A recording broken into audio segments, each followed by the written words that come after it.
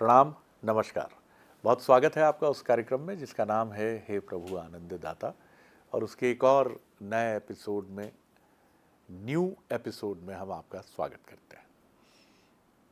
और आपके जो भी जिज्ञासा से जुड़े प्रश्न हों, जिज्ञासाएं हों, कई बार कई शंकाएं भी उत्पन्न होती हैं और बहुत ज़रूरी हैं वो, क्योंकि वो व्यक्ति बहुत ही दुर्भाग्यशाली है, माफ़ कीजिएगा मैं ये बात कह रहा हूँ, जिसके मन में प्रश्न ही नहीं उठते हैं, शंकाएं ही नहीं उत्पन्न होती हैं, क्योंकि ये शंकाएं समाधान तक ले जाती हैं। तो इसलिए अपने को जीवंत बनाते हुए हर व्यवस्था में, और सनातन परंपरा तो अद्भुत है जहाँ हर प्रक्रिया, हर प्रणाली पर संदेह से भी देखने का पूरा स्वातंत्र भाव है और प्रश्न खड़े करने की भी पूरी छूट है। इस मामले में ये दुनिया का अद्भुत रिलीजन मैं नहीं कहूँगा, सनातन ही कहूँगा इसको, क्योंकि रिलीजन माफ़ कीजिएगा वो कहीं बंधता है, बांधता है, लेकिन असली जो कोई भी उपासना पद्धति या मोक्ष मार्ग की तरफ ले जाने की जो प्रणाली है वो मुक्त ही करती है, बांधती नहीं है। आज हम जिस सब्जेक्ट पे बात करेंगे वो मेरी ही जिज्ञासा है। अक्सर आशा और निराशा की आंख मिचौली जब चलती है, जैसा कि हरिवंश राय बच्चन जो कि मेरे प्रिय कवि हैं, आपने अनेक अवसरों पर सुना होगा ये बात, ये सुनी होगी ये बात मेरे मुँह से। उनकी एक पंक्ति जो मधुशाला उनकी कविता है, लंबी श्रृंखला है, उसमें वो कहते हैं, कभी निराशा का तम घिरता छिप जाता मधु का प्याला, कभी उजाला आशा करके प्याला फिर चमका जाती, आंख मिचौली खेल रही है मुझसे मेरी मधुशाला। ये भाव अक्सर मन में आता है जब आशा और निराशा के बीच मैं अपने को अनुभव करता हूँ। समय मन्ना डे का एक गीत भी मुझे बहुत याद आता है और मैं गुनगुनाता भी हूँ और सुनने की कोशिश भी करता हूँ। जिंदगी कैसी है पहेली हाय, कभी ये रुलाए कभी ये हंसाए। और वो गुब्बारे उड़ते हुए मुंबई के जुहू बीच तट से आसमान अनंत आकाश की ओर विलीन होते वो गुब्बारे पता नहीं क्या संदेश लेकर आते हैं। कई बार ऐसा लगता है कि जीवन का ये पक्ष अब मुक्ति की तरफ बढ़ना चाहिए, अब बहुत हो गई, सांसें बहुत चल चुकी हैं। अब निराशावादी बात नहीं है, मुझे लगता है ये हर व्यक्ति के मन में आता है कि बहुत हो चुका, अब चलें अब। और ये हमारे हाथ में तो है नहीं, तो ये प्रश्न हमारे मन में आता क्यों है?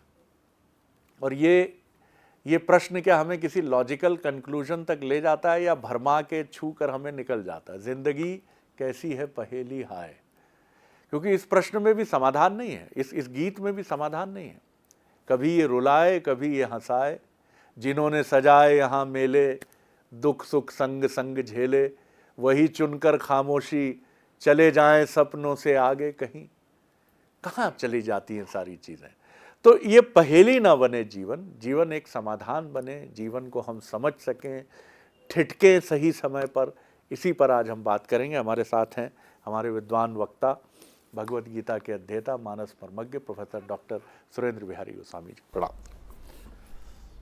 आज आजकल मैं देख रहा हूँ शरद जी, आप बड़े दार्शनिक अंदाज में गहराई पर उतर रहे हैं और आपके दर्शन में साहित्य समाहित होता है, तो वो एक बड़ा सुंदरतम जी स्वरूप जो है वो हमारे विमर्श का लेकर आ जाता है।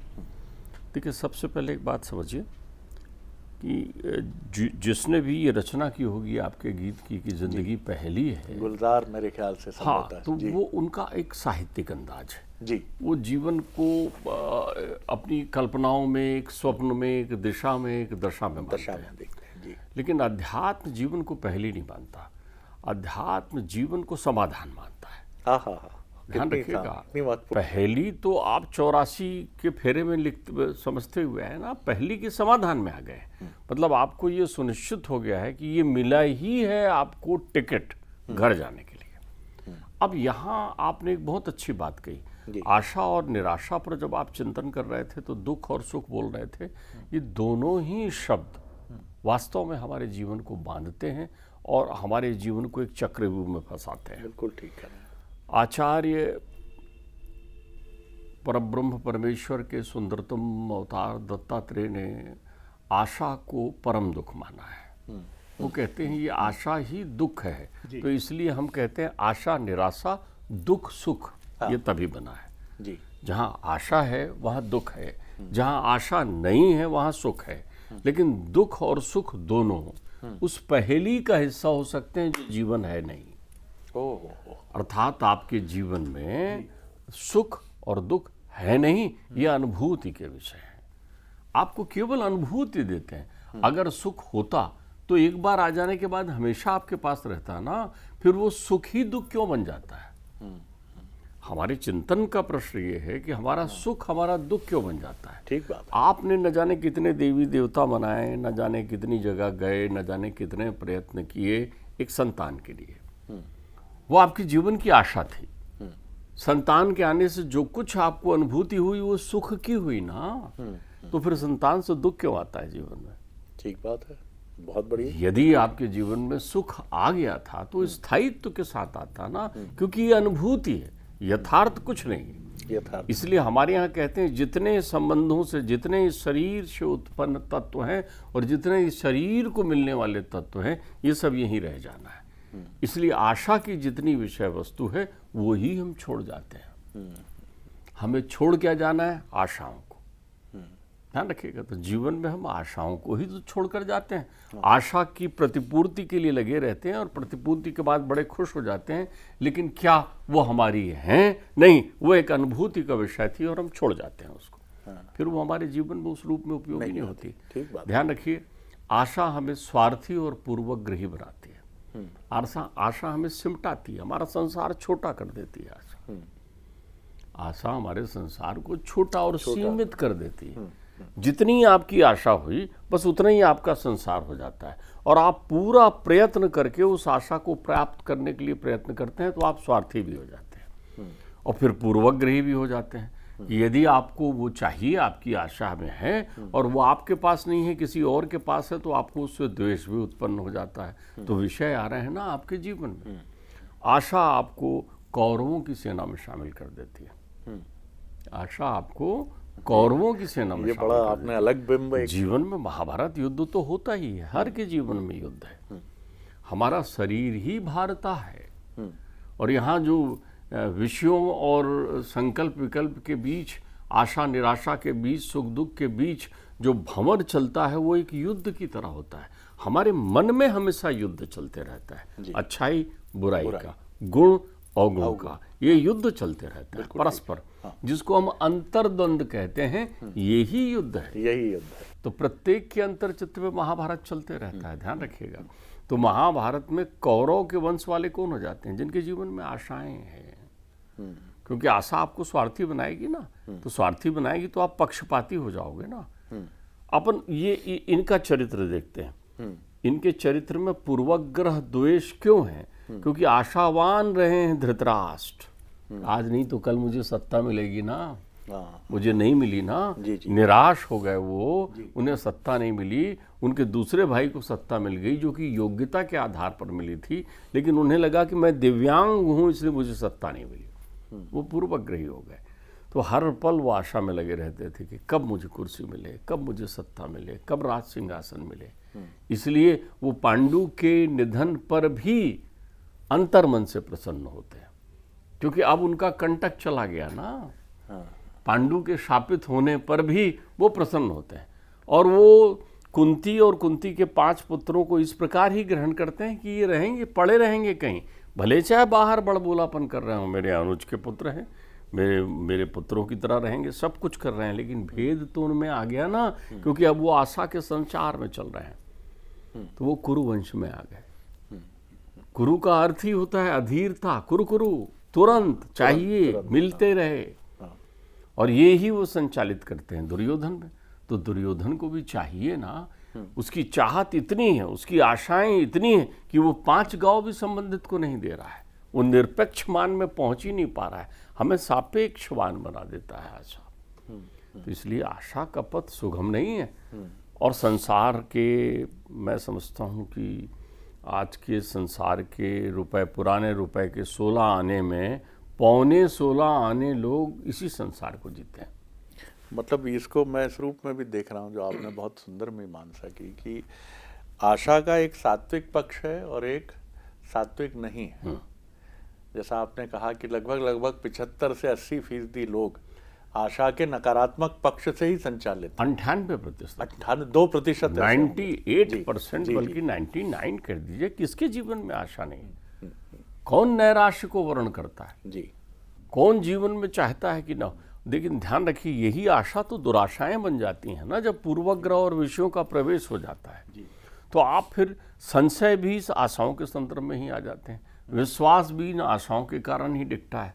तो हमारे यहाँ आशा जो है वो कल्पना की प्रक्रियाएं हैं, जिस कल्पना के तत्व में रहकर आप एक चक्रव्यूह और षड्यंत्र के घेरे में रह करके कर्मविहीन हो जाते हैं, आप में प्रमाद आ जाता है। अब मैंने आपके मुखारविंद से ये भी खूब सुना है, परम आचार्य शंकराचार्य जी की वो बात की आशा ही परम दुख है। ये दत्तात्रेय की आशा ही परम दुखम, निराशा ही परम सुखम। दत्तात्रेय जी, दत्तात्रेय ने एक वाचाल महिला को अपना गुरु बनाया। वो पहले वो श्रृंगार करके, वाचाल महिला वो जो श्रृंगार करके शाम को लोगों को नित्य गान करके और रास रंग करके आकर्षित करती हैं, वो उन्होंने एक जगह संगीत की आवाज़ सुनी तो वहीं वो धुनी लगा के बैठ गए उसी के सामने और देखने लगे तो थोड़ी हलचल हुई। शाम को देखा कि श्रृंगार करके वो रूपसी आ गई है, दरवाजे पर ऐसा एकटक होकर खड़ी होकर पथिकों को देख रही है कि कोई आए, वो यहाँ आए और हमारे कार्यक्रम को देखे, हमारी प्रक्रियाओं में आए।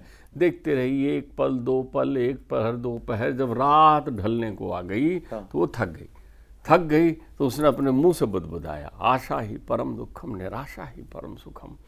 मैं आस लगा कर बैठी हुई थी कि कोई आता आज ग्राहक, कोई कद्रदान आता मेरे पास, कोई मेरी कला का पारखी आता मेरे पास, लेकिन मैंने पूरे जीवन का एक इतना महत्वपूर्ण समय मैं प्रतिदिन व्यतीत कर रही हूँ, काश कितना अच्छा होता कि मैं ऐसा समय परमात्मा या आत्मिक चिंतन में व्यतीत करती या सत्कर्म में व्यतीत करती।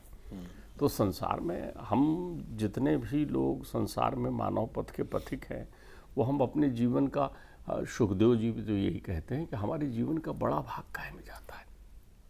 आप कभी सोचिए कि हमारे जीवन का बहुत बड़ा भाग, कर्म का बहुत बड़ा भाग कायम में जाता है, निद्रा में जाता है। फिर क्या जाता है, हम दिन भर जो है वो अपने आप को धन की लालसा में दौड़ाते हुए पाते हैं, धन मिले। दिन में इसमें समय बीत गया, रात में निद्रा और वासनाओं में समय चला जाता है। हाय हाय करते हम अपना रात बिताते हैं चाय जैसा, और सवेरे उठते ही फिर उस अंधी दौड़ में दौड़ने लगते हैं। तो वो आशा मृग तृष्णा बनकर आगे दौड़ती है ना, उस स्वर्ण मृग के पीछे हमारा जीवन दौड़ता है ना, तो हम जीवन के यथार्थ लक्ष्यों को कहाँ पूरा कर पाते हैं। फिर गीत की पंक्तियों में जीवन को पहली मानने लगते हैं। जीवन कब पहली थी? जीवन तो तुम्हें सुलझाने आई थी, तुम उलझे ना, तुम्हें तो जीवन संगीत सुनाने आई थी ना, तुमने शोर सुना ना, वो तो स्वर सुना रही थी तुम्हें। क्या बात है, तुम्हें सरगम दिखा रही थी। अपने प्रत्येक किलकारी में वो बालक गीत गा रहा था। उस बालक को जैसे जैसे बड़ा हुआ वैसे वैसे संसार के विषयों में पाढ़कर आपने उसके जीवन में आशाएं तो की, कर्मवान नहीं बनाया। एक सृजनशील व्यक्ति जो है, जो कल की चिंता नहीं करता, उसका आशा से वास्ता नहीं होता। हमारे यहाँ वीतरागी का जीवन बड़ा सुंदर वर्णित है शरद जी। हमारे यहाँ वीतरागी जो होता है, जैसे वो पहुँचता है, वीतरागी अर्थात जिसने संसार छोड़ दिया है, सन्यासी है। तो श्रेष्ठ सन्यासी कौन माना जाता है? जो ये संकल्प लेके निकलता है कि मैं 3 घर में जाऊंगा, मैं 1 घर में जाऊंगा, मैं 5 घर में जाऊंगा, और जाकर बोलता है भिक्षाम देहि। और ये बिल्कुल वो उसका एक ही पात्र रहता है उसके पास, जो भी दो, ताजा दो, बासा दो, मीठा दो, खारा दो, उसी पात्र में मिलाकर वो भोग ग्रहण कर लेता है शरीर को जीवन यापन के लिए, और उसको धो करके पात्र को वहीं विसर्जित कर देता है या रख लेता है। उसको कल की चिंता नहीं है, उसको आज का कार्य हो गया, फिर वो अपनी तपश्चर्या, दिनचर्या और अपने परमार्थ के कार्यों में लग जाता है। उससे पूछो आप जाके, भाई साहब थोड़ा ज़्यादा नहीं, ज़्यादा तो मैं लेता ही नहीं, जितना लेता हूँ उतना मैंने कर लिया, तो कल के लिए क्या बचाया? वो बोलता है कल कहाँ होगा, कल होगा कहाँ, और वास्तव में कल होता नहीं है। जी। जिस आज में हम जाग जाते हैं वो बीती रात को हम उसको कल का उच्चारण कर रहे होते हैं। जागते तो हम हर आज में हैं, कल कहाँ मिलता है। कल कहाँ मिलता है। जब रात्रि में आपने शयन किया तो सारी आशा और निराशाओं का संघर्ष चलता हुआ जैसे ही सुखद निद्रा की नींद आती है वैसे ही आपका जीवन काल पूर्ण हो जाता है और फिर आप नव जीवन में प्रवेश करते हैं। तब दिनचर्या में तारीख बदल चुकी होती है लेकिन आशा वहां से चली आ रही होती है आपके साथ में। कल आ गया, कल आ गया।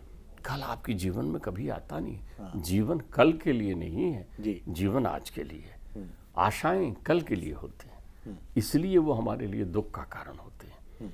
तो आशाएं अच्छी बात है, आप आशाओं का चिंतन करें लेकिन आशाओं का आध्यात्मिक चिंतन करें। आशाओं का आप ऐसा थोड़ी कि किसी के जीवन में आशा ना हो। आशा के आध्यात्मिक महत्व को समझिए कि आप कितने सृजनशील हैं, कर्मवान हैं, प्रमादी तो नहीं हैं, दिवा स्वप्न तो नहीं देखते हैं। देखते हैं, ठीक बात है। तो ये सारी अर्थात एक कर्मवान व्यक्ति यदि आशावान होता है तो उस आशावान की दिशा में होने पर वो काम करता है। अब यहाँ पर आशा का स्वरूप सतोगुणी हो सकता है लेकिन अब आशा ने आपको तृष्णा का रूप तो नहीं लिया है। आपकी आशा है कि एक किसान सोचता है कि 4 बोरा गेहूं हुआ है तो अब इस साल 20 बोरा गेहूं हो जाए।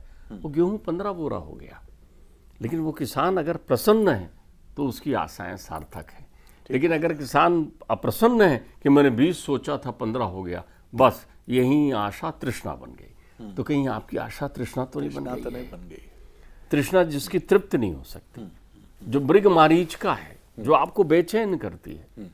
अगर आशाएं मीठी हैं, आशाएं देखिए आशा में कितनी चीज होती है।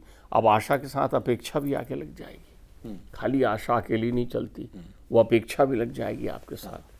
फिर आप जो है उस अपेक्षा के साथ में फिर फल प्रतिफल के फेरे में भी पड़ जाओगे कि उसने ये दिया, मैंने ये किया था, उनने ये किया कि नहीं किया, लाया नाम भंवर जाल। फिर वही सूत्र रखिए, आशा ही परम दुखम, निराशा ही परम सुखम। आशाओं को दुराशा में परिवर्तित नहीं होने दीजिए, सत्कर्म करते हुए चलिए। हमारे बहुत सारे देखिए श्रेष्ठतम आध्यात्मिक उदाहरण बताऊं आशा और निराशा का। निराशा शब्द तो आशा का अभाव है। हाँ, ठीक बात है। मैं इन शब्दों को शाब्दिक अर्थों में तो स्वीकार करता हूं लेकिन आध्यात्मिक अर्थों में स्वीकार नहीं करता। नैराश्यता जीवन थोड़ी है, जब तक सांस है तब तक आस है। इसलिए निराशा नाम की विषय वस्तु नहीं होती। निराशा उन्हें होती जो जय पराजय की गिनती करते हैं। भाई पराजय इसलिए कि जय मिलेगी आपको। जय की सीढ़ी का नाम पराजय है, उस सीढ़ी से चढ़े बिना आपको जयता नहीं मिल सकती। बिल्कुल ठीक है। तो आशा का सुंदरतम उदाहरण, सात्विक उदाहरण, न कांक्षी विजयम कृष्णम न च राज्यम सुखाणी छो। वो कहते हैं अर्जुन गीता सुनने के बाद कि सुनो कान्हा, मुझे प्रलोभन देने की जरूरत नहीं, मुझे स्वर्ग नहीं चाहिए, मुझे नरक नहीं चाहिए, मुझे मुक्ति नहीं चाहिए। न कांक्षी विजयम कृष्णम, मुझे विजय नहीं चाहिए, न च राज्यम सुखाणी छो, मुझे राज्य भी नहीं चाहिए। मैं जान गया हूँ ये सब त्यक्त भाव की चीजें हैं। कहाँ से अंश लिया, कौन सा अंश आया? सबसे सुंदर स्वरूप आशा का आप सोचिए, माया के महान सरोवर में भी कमल पुष्प की तरह जो विद्यमान है वो गोपिकाएं हैं। संसार वही है, विरह में है वो, विरह की अनुभूति भी है लेकिन विरह में निराशा नहीं है। गोपिकाओं की आशा को देखिए, कान्हा जी ने कहा मैं आऊंगा।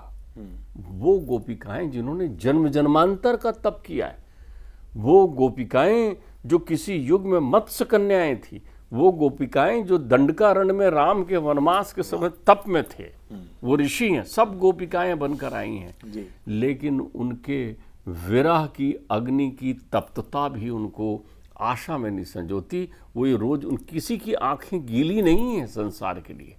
कोई एक वृतांत नहीं है कि एक गोपिका रोती हुई बैठी थी कि कान्हा कब आएंगे।